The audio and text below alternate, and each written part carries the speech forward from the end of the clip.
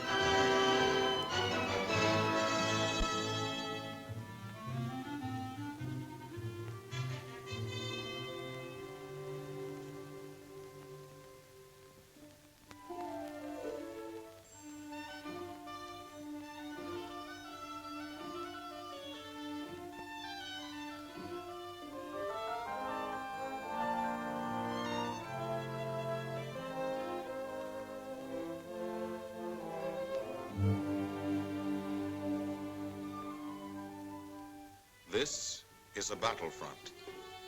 A battlefront like no other in the long history of mankind's wars. This is an air front.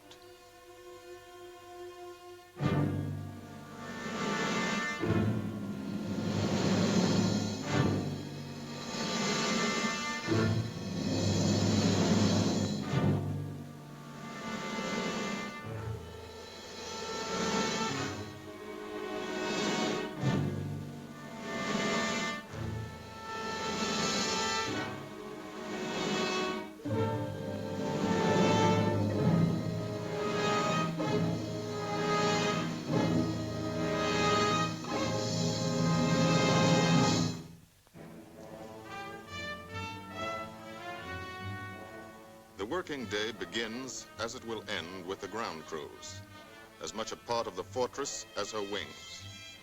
If you're a mechanic, you've got your own bomber. You get attached to it. But you know when your ship goes out on a mission, you may never see it again. So you do your work as well as it can be done, perfectly, because you wouldn't want anything to go wrong that would be your fault.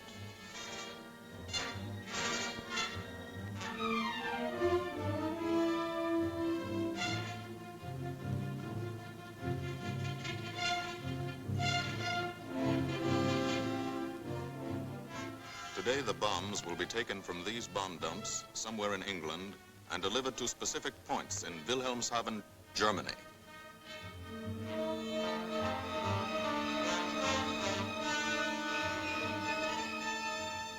To deliver them is the job of the 8th Bomber Command, just a hauling job, yet one of the most difficult and complicated of military operations.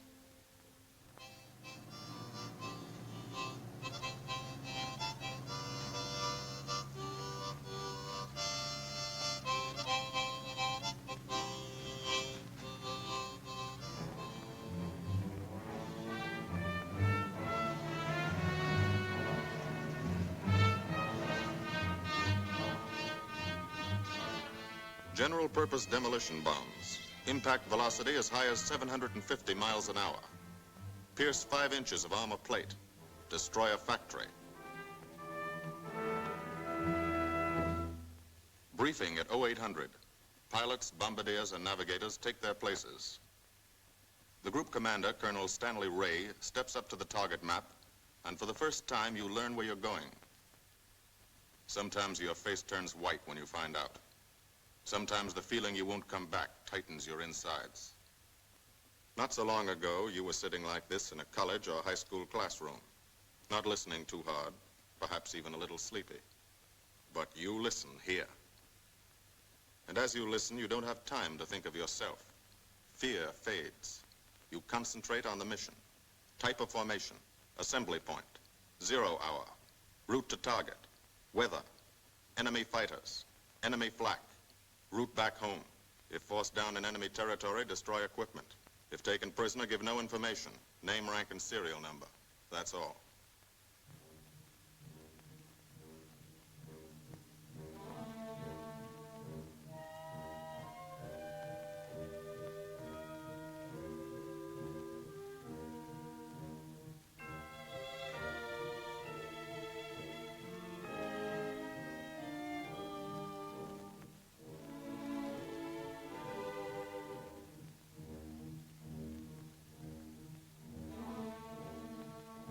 These are the passengers with one-way tickets. And this is the crew of the Memphis Belle, 324th Squadron, 91st Heavy Bombardment Group. Just one plane and one crew in one squadron, in one group, of one wing, of one Air Force, out of 15 United States Army Air Forces. Well, fellas, we've never had an easy ride over there yet, and today won't be any different. No escort except unfriendly, so keep your eyes peeled. Don't get excited and yell when you're talking on the intercom. Save your ammunition and make your shots count. And let me know what goes on back there, Quinlan. Yes, sir. Stay on the ball, gang, and she'll bring us back like she's always done. Okay? Let's go.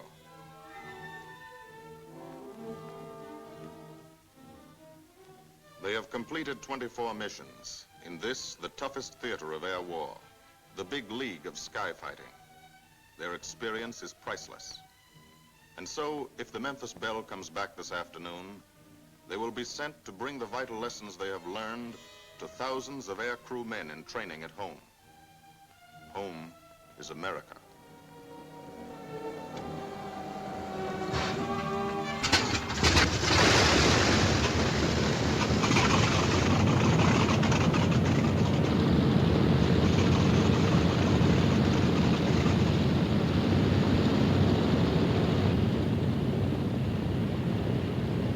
This is a battlefront, like no other in this or any war.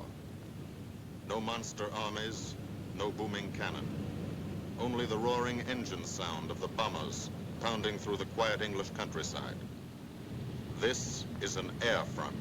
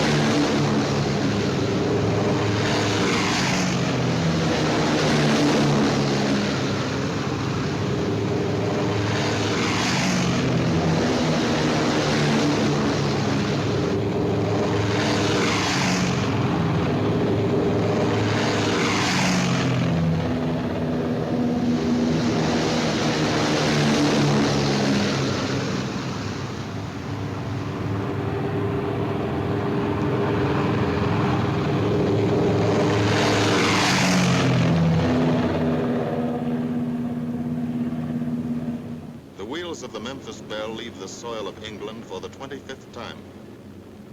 The friendly soil of England, with its ordered farms and rural hamlets, its country estates surrounded by formal gardens and well-kept parks.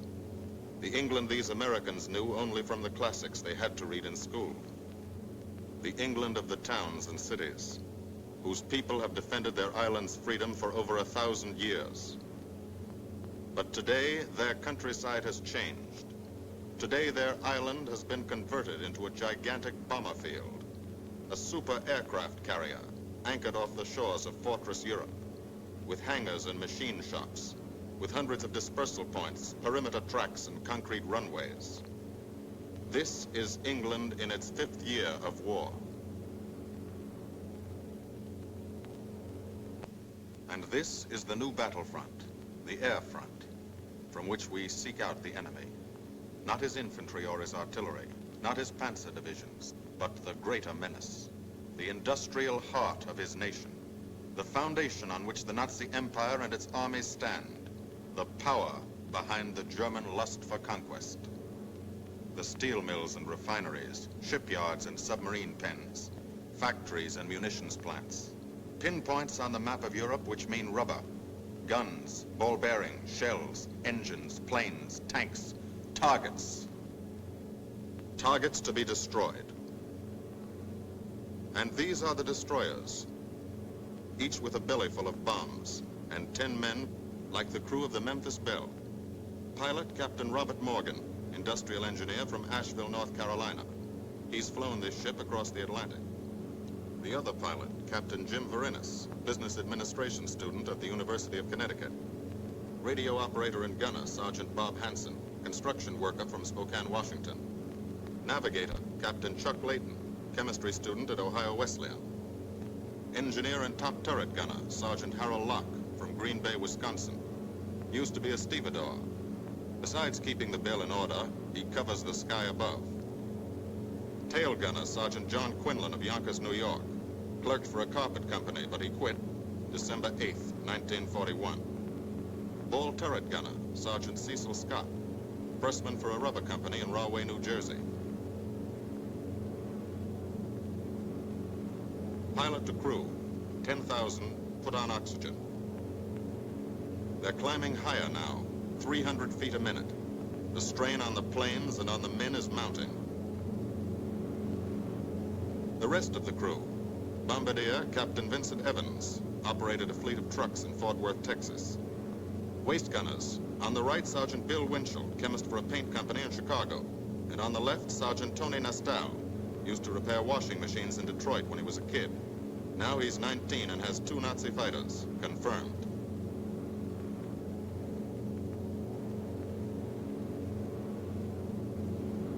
It takes all of a pilot's strength to keep a 30-ton Fortress in tight formation. But the formation is the bomber's best defense against enemy fighters. The planes are deployed to uncover every gun, stepped up and down, echelon to the right and left, arranged to overcome the danger of gunners firing into friendly ships, arranged so concentrated cones of fire from the caliber 50 machine guns cover the sky for 1,000 yards in every direction.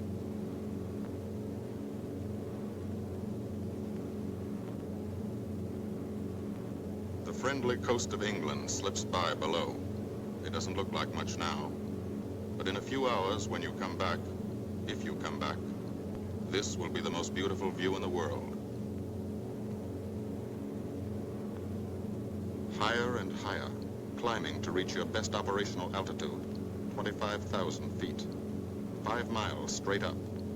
So high you can't be seen from the ground with the naked eye. So high that after 1 minute without oxygen, you lose consciousness. After 20 minutes, you're dead.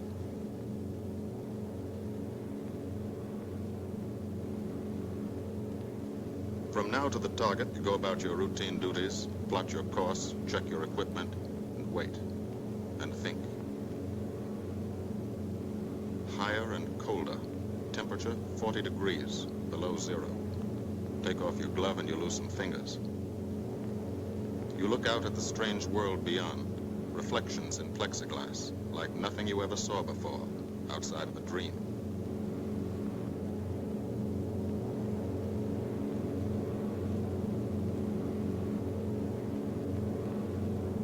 Higher and higher into the lifeless stratosphere, until the exhaust of the engines mixing with the cold, thin air condenses and streams the heavens with vapor trails.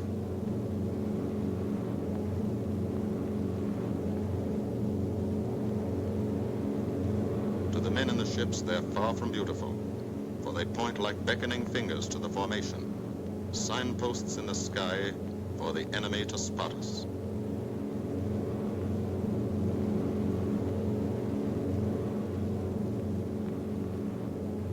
For these bombers to accomplish their mission, a plan is needed.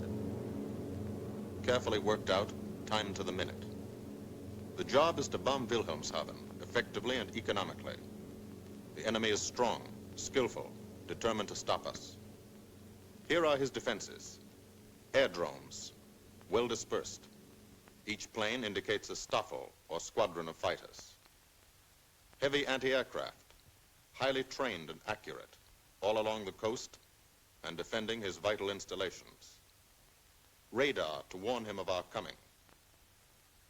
Here is our plan to divide his defenses and weaken his opposition. At 13:30 hours, shortly after takeoff, 6 groups of planes will be heading toward the enemy coast from 6 directions. The Blue Force, 100 B-24 Liberator 4-engine bombers. The White Force, 300 B-17 Flying Fortresses. The Green Force, 300 B-17s with an escort of 6 squadrons of P-47 Thunderbolts. A force of B-26 Marauders, twin-engine medium bombers with 6 squadrons of RAF Spitfires escorting. Almost 1,000 planes and over 8,000 men in the air. The enemy alerts all his airdromes. But which is our main force? What are our targets? Where should the Nazi controllers send their fighters?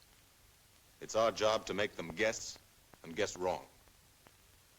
A half hour later, at 1400 hours, the Blue Force will be heading east across the North Sea with the White Force following.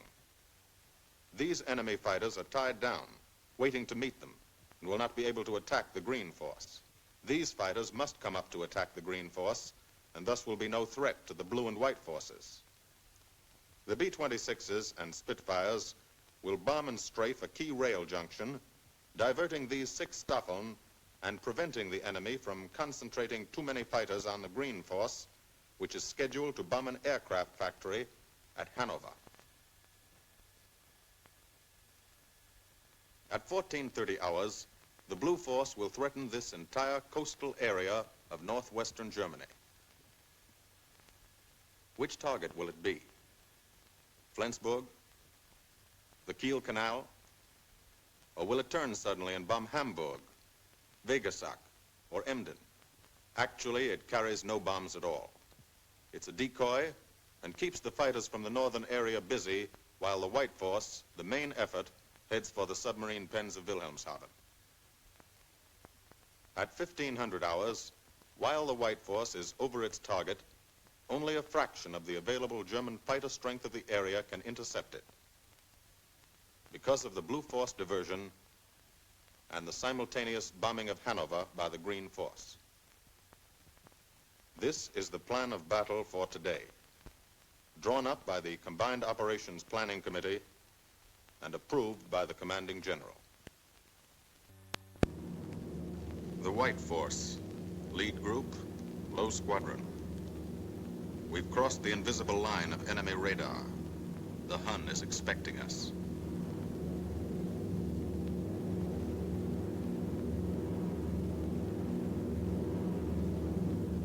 Steel helmets go on. Watchful eyes strain. Tight formations are held tighter still. Tense gunners more alert because here it comes. The enemy coast. From up here, it looks the same as any other. Houses, roads, green fields, factories, waterways. But they are the houses and fields of those who invade and oppress. They are the factories and roads of the people who twice in one generation have flooded the world with suffering. Suffering in such quantity as the history of the human race has never known. Brought torment and anguish into countless American homes. Gold stars and telegrams from the War Department.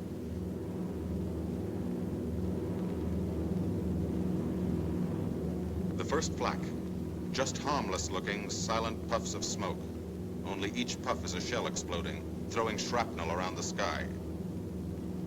Exactly the range, accurate flak by radio prediction. 5 miles down, Nazi anti-aircraft batteries have calculated the altitude, speed, and course. Where will the next one hit? You try not to be there.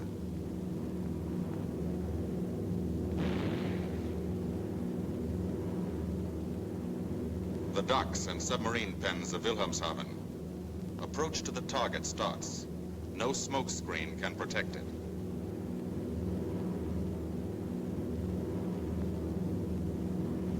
Now the enemy knows the path of your approach and walls that path with a flak barrage. But you fly right through it. Flak so thick you can get out and walk on it.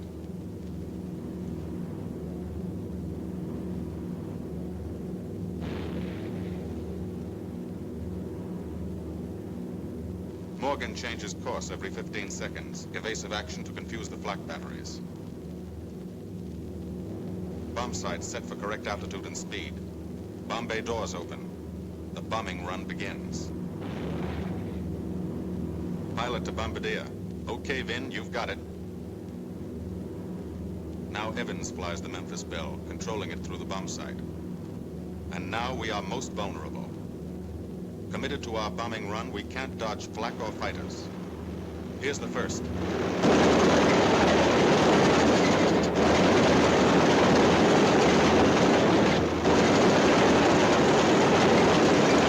Top turret fires at him. Evans must ignore the battle. Crosshairs lined up on target. Adjustments for wind drift made. 2 more fighters diving from 9 o'clock. Flak now has the range too. They've hit this fort, but he keeps on his bombing run.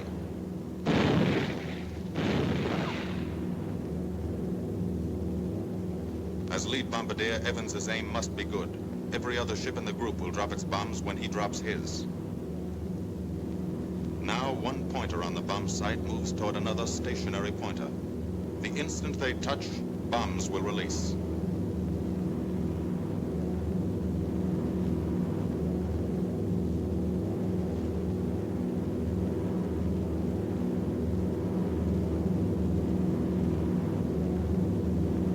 They touch. Bombs away.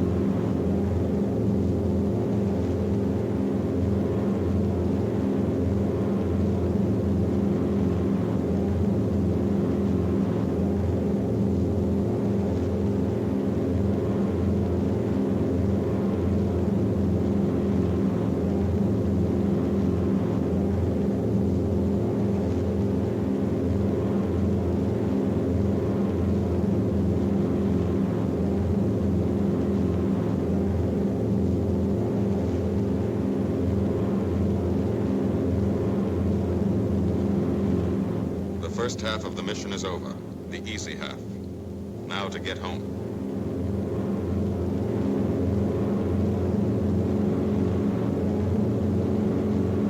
The flak stops. That means fighters out there somewhere. A staffer lurking behind that cloud, or hiding up in the sun where the glare blinds you, and you can't see them, waiting to dive down on you. Fighters at 6 o'clock. This is what a gunner sees. A speck in the sky. That's a fighter. And then a blink. That means he's firing at you. 2,300 rounds a minute.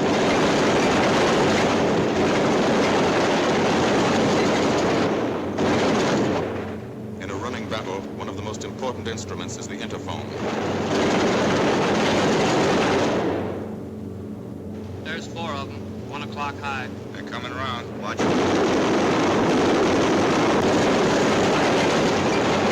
2 fighters, 6 o'clock up, coming in. Diving out, Chief. B-17 in trouble out at 2 o'clock, watching. Got an engine on fire.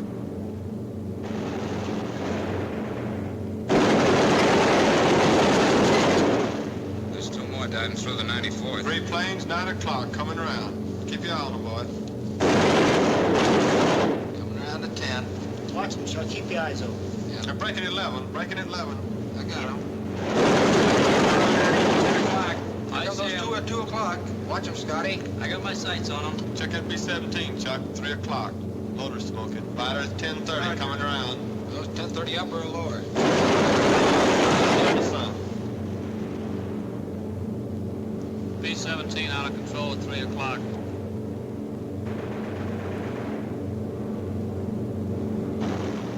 you guys get out of that plane. Bail out. There's one. He come out of the bomb bay. Yeah, I see him. There's a tail gunner coming out. Watch out for fighters. Keep your eye on him, Bill. See any parachutes, Quinlan? 2 parachutes open. Flag at 9 o'clock. 8 men still in that B-17. Come on. Get out of there. There's 3 more chutes. Flak, 11 o'clock. Fighters, 6 o'clock. ME-109 at 3 o'clock. Keep after him, Winchell. I see him. I'm on him. Come on, use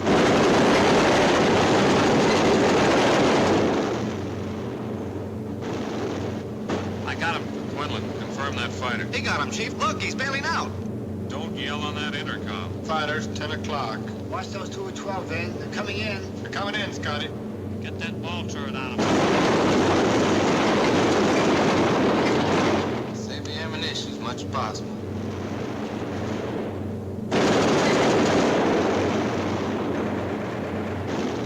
Watch that fighter coming in at 3 o'clock. He's coming in a half roll. Pull her up, Chief. Pull her up. Hurry.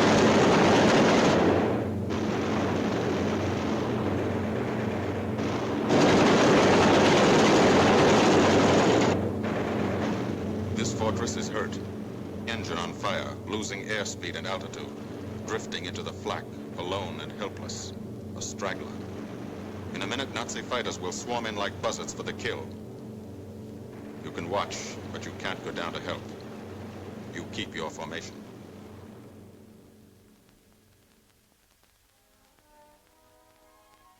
Here, too, the mission is being flown. None the less real for being in the minds and hearts of these men behind. Ask anybody who's been to a field in England, or anywhere else our bombers are based, and he'll tell you that there's drama here, too. Waiting to see who's coming back. To watch them, you might not realize how tense these ground crews are. But they are tense, and plenty worried. In Air Force talk, this waiting is known as sweating out the mission.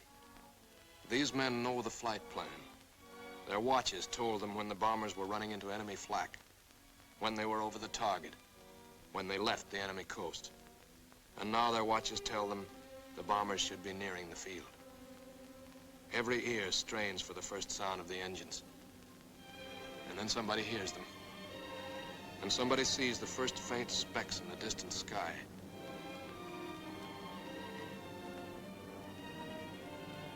Every face turns to see and count. The watchers try to read the numbers on the ships. These planes have priority to land first. The colored flares mean wounded aboard. In the hospital window, these watching men know what that means. They know what it feels like to lie on a bouncing fortress floor for hundreds of miles through the frozen stratosphere in great pain, with the other men in your crew fighting to keep you alive until they hit the field. The field. Home.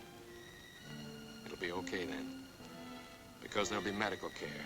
The best, as soon as the wheels of your plane stop rolling.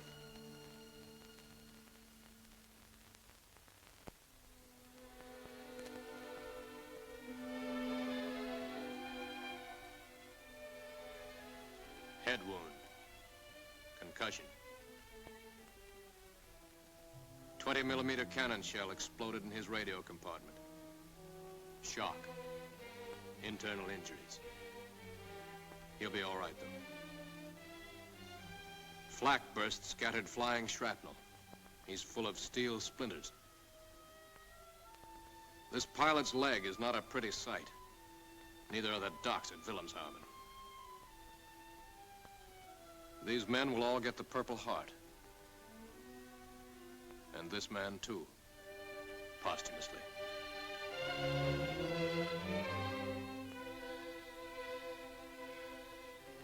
A transfusion right in the plane. This gunner's too weak to be moved. The new life-giving blood flowing into his veins might be the blood of a high school girl in Des Moines, a miner in Alabama, a movie star in Hollywood, or it might be your blood. Whosever it is, thanks. 36 planes left this field this morning. Now 6 more arrived. That makes 20 home. And this one's 21. More wounded aboard.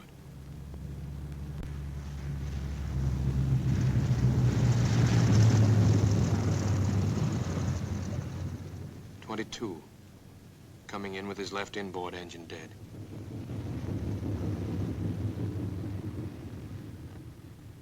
"23, with a feathered prop on his left outboard engine. 24, Southern Comfort, with a chunk of tail gone. 25, they flew home on their luck.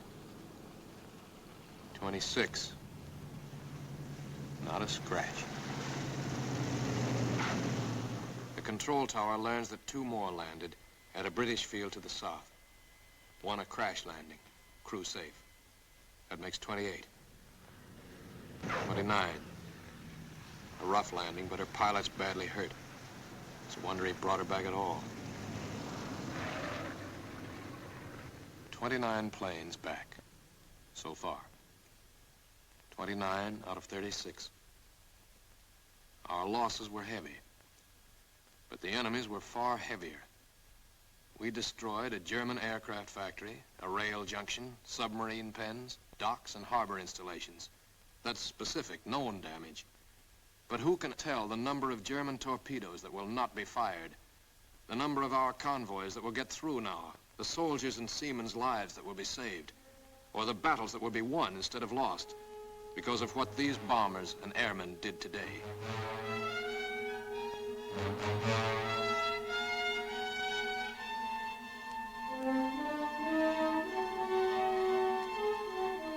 Pilot and tail gunner. They can laugh now. Fire on the inboard engine did this. Flames streaked back and burned the stabilizer, too. Another crew luck brought back.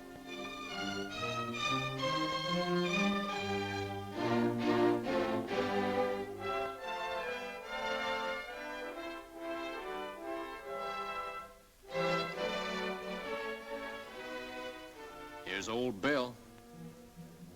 A pretty good airplane when it took off. Lost its nose, lost its navigator, bombardier wounded, top turret gunner and pilot hit, hydraulic system shot out, no brakes, no flaps. But old Belle came back.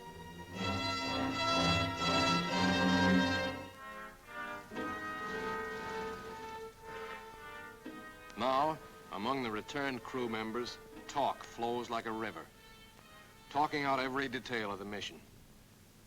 These are the faces of combat, faces of Americans who have watched their comrades die, faces that can never forget the enemy, and they're in no mood to have their picture taken.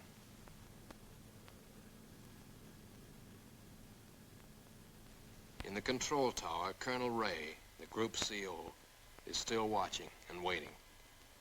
And then he spots the last flight. 3 more planes. And one of them is the ship everyone has been pulling for.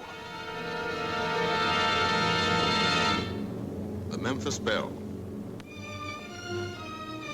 The last few miles of this trip have been a joyride. The strain is over. They can leave their guns now. Now they know they're going to go home. To Spokane, Green Bay, Asheville, Detroit, Chicago, Fort Worth, and Yonkers.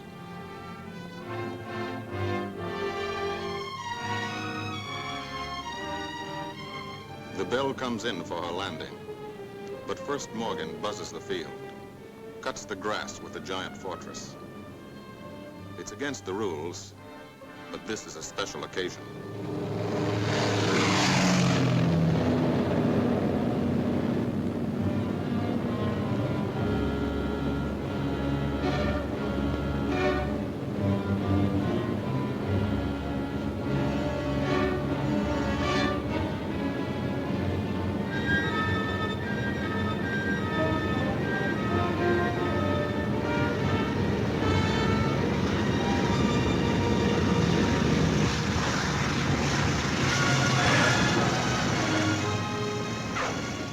Of the Memphis Belle come back to the soil of England for the 25th time.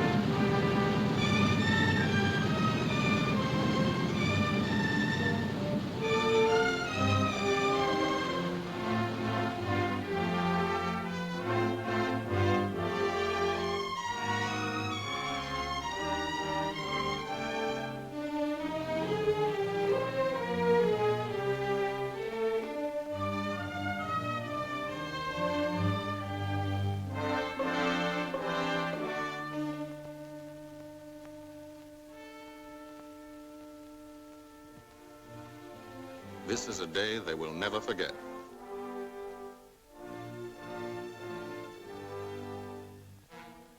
Another great day soon after, Brigadier General Hansel visited the field and presented the Distinguished Flying Cross to every member of the crew.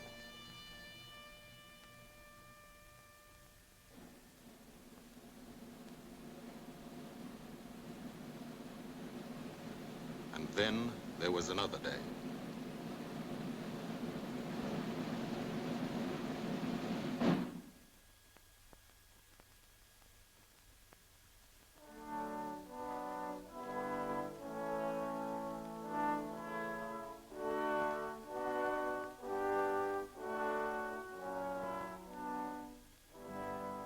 Their Majesties, the King and Queen of England.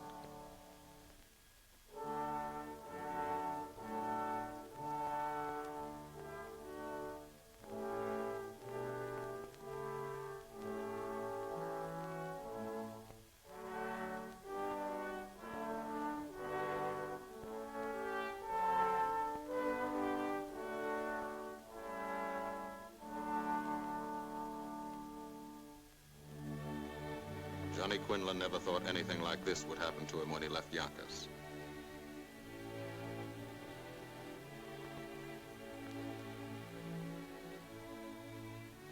The ground crew were a little self-conscious about being dressed in fatigues, but the Queen thought they were very nice.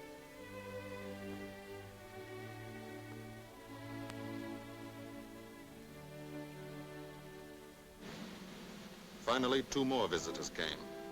General Acre, commanding the 8th Air Force, and General Devers, U.S. commander of the European Theater. The Belle crew received them in flying clothes, as General Acre read the order for what he called their 26th and most important mission. Return to America to train new crews and to tell the people what we're doing here. To thank them for their help and support and tell them to keep it up so we can keep it up. So we can bomb the enemy again and again and again until he has had enough. And then we can all come home.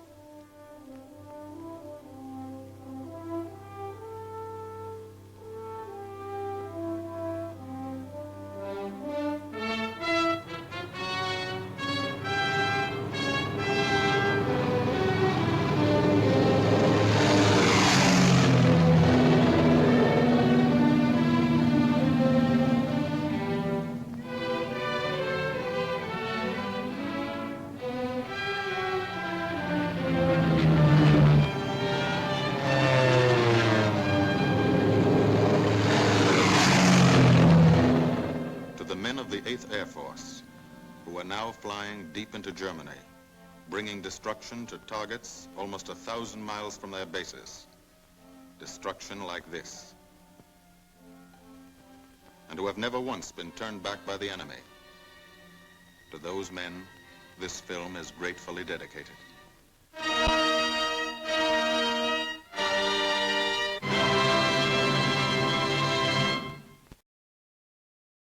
This has been a presentation of the Library of Congress. Visit us at loc.gov.